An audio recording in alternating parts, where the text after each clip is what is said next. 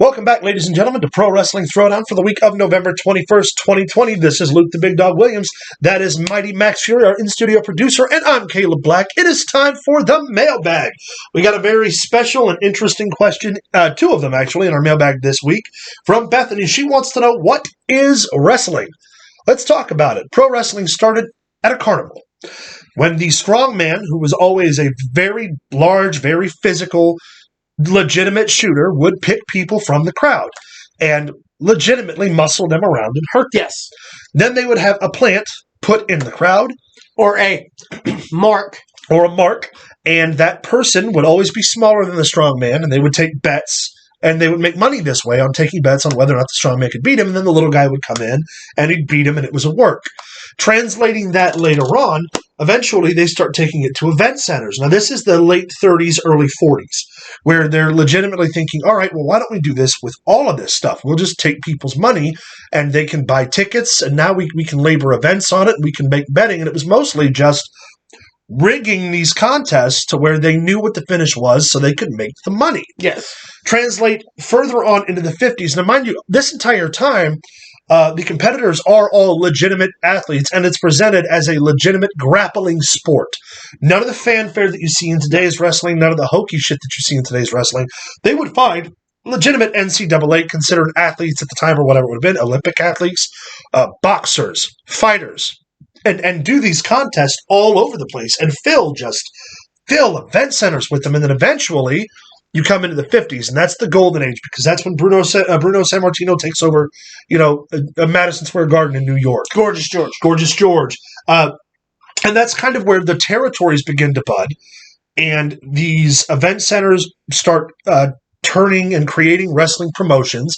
And in the days of the territories, wrestling was all regional.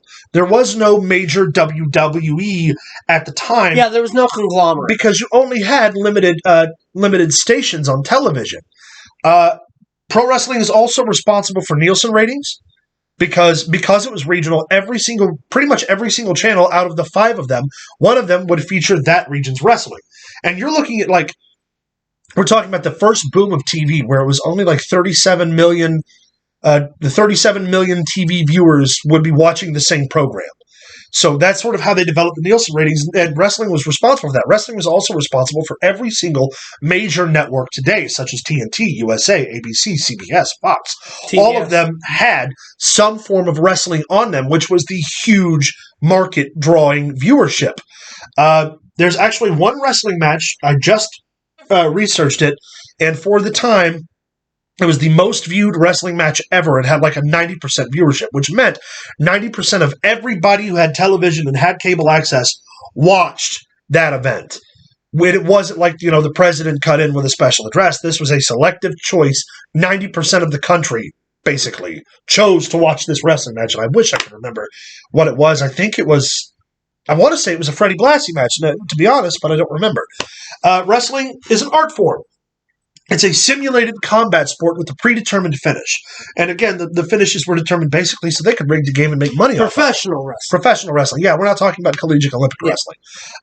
And now it's become an entire entertainment experience.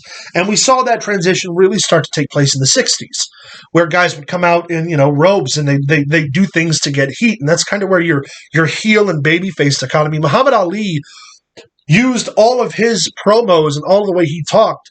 He got that from professional wrestling. He got that specifically from Gorgeous George. Mm-hmm. And would later go on to, reference Dusty would then take Ali promos and trade it off. And the cool thing was, back in those days, wrestling was promoted just like boxing, where the promoters would only make a little bit of money. Your top guys would make most of your gate, and then you divvy up your money to the undercard. And until the early 80s, professional wrestling was still considered a legitimate sport. Yeah. Because no one knew any different. Right. To where there was ideas of, in Vegas, being able to bet on professional wrestling, which caused Vince McMahon to come out and be like, you can't bet on it because it's worked. Yeah. They know ahead of time who's going to win, therefore you cannot legitimately bet in Vegas over it, because we already know the winners. Right. That would be... And WWE could manipulate the market. It could have caused a ton of lawsuits, so they had to come out and say something. Hence, sports entertainment. Right. The territories, if you don't know much about wrestling, that was sort of like the golden era. Consider this today. There's one major wrestling company, and that's the WWE. You've got your AEWs, your Impacts, but that's the main company. That's your mainstay. And actually, a fun fact I'll add in later. But in this concept is worldwide, mind you. Pro wrestling hit this boom in the 30s where it started all over the world. Japan, China, Mexico, Russia, the UK, they all had their variations of pro wrestling starting in the 30s because of television access and because news gets around. CMLL is actually the oldest professional wrestling company that's been alive since its established date. It was established in 1934. And it was basically the way the Aztecs used to blow off steam. Yeah. Basically. So anyway, going back to the territories, this whole regional concept was that, consider your favorite sports team. You've got your St. Louis Cardinals, right? So you'd have a pro wrestling club in St. Louis that was particularly regional. That was actually booked by Sam Mushnick. So then you would go, all right, well, now you've got a Chicago territory, and you've got the Detroit territory, and the Carolinas territory, and so on and so forth. And there were about 30 to 40 major territories with some minor pop-up territories that eventually all just through competition, through the market saturation, or through changes in the business, eventually died out, got bought, went out of business, or merged with other companies. All the way leading up to now what we know as the WWE, because the WWE killed the territory system. Yeah, it killed it dead. So that is in a nutshell. Yeah, that's pretty much what professional wrestling is. Yeah. As far as the different types of professional wrestling, which was another question that Letta posed in the live Twitch stream that's taking place right now as this is filmed.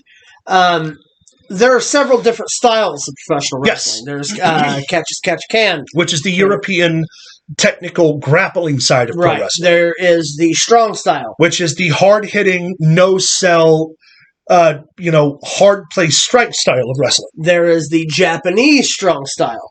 There's the European strong style. There's the German strong style. Right, and all of those vary depending on the territory and depending on how the wrestlers are built.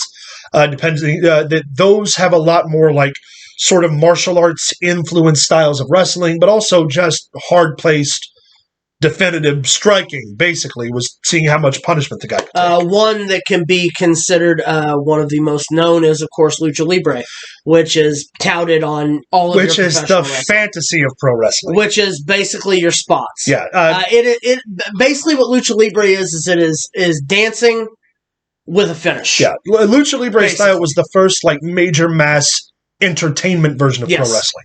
But traditionally, luchadors never take off their mask. If they're seen in public, they always wear it because one thing you can say about Lucha Libre is that they hold the traditions of the business intact. They're really kind of the last entity that does that.